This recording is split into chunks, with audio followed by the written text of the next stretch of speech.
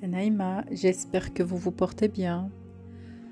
Aujourd'hui, je parle de la découverte de soi, de son autre soi. Qu'il est important d'avoir de bonnes habitudes de l'adversité. Se forcer de changer de manière générale. Changer d'habitude en les améliorant brise et oriente ainsi la puissance du rythme hypnotique. Le sujet du rythme hypnotique, la plupart du temps, le monde ne se rend même pas compte. Tout est robotisé. Quand nous nous confrontons à certains échecs, cela est un bon signe.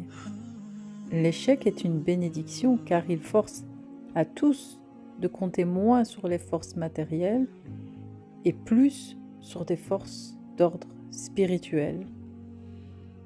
Moi-même, je l'ai vécu car il y a 3 ans, j'ai vécu un burn-out et cela était la meilleure chose à avoir dans la vie.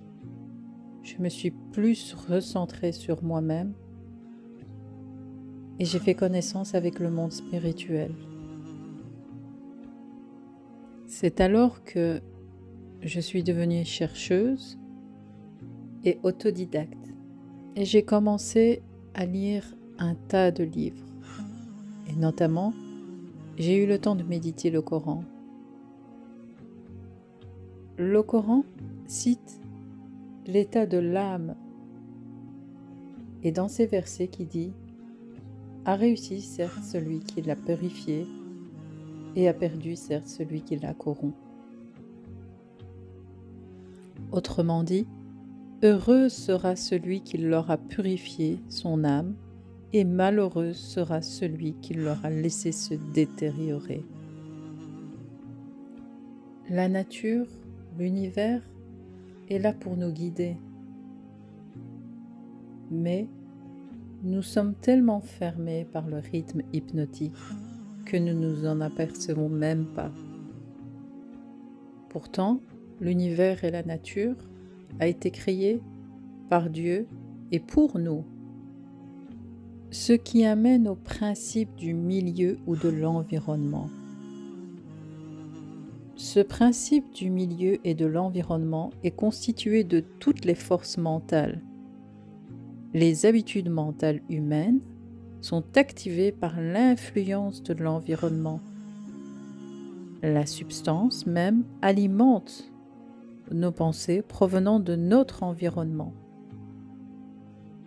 Ceux qui fréquentent les gens négatifs deviennent malheureusement de même et inversement.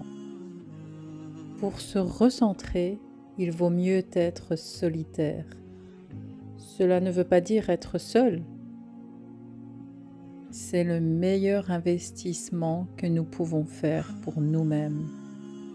Prendre soin de sa santé, de son être, car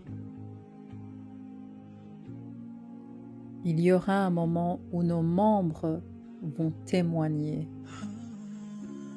Chaque partie du corps va témoigner en notre faveur ou l'inverse. Donc continuez à arroser l'arbre en vous-même et vous émanciper vers le succès. Prenez garde de toutes les forces qui influencent votre vie.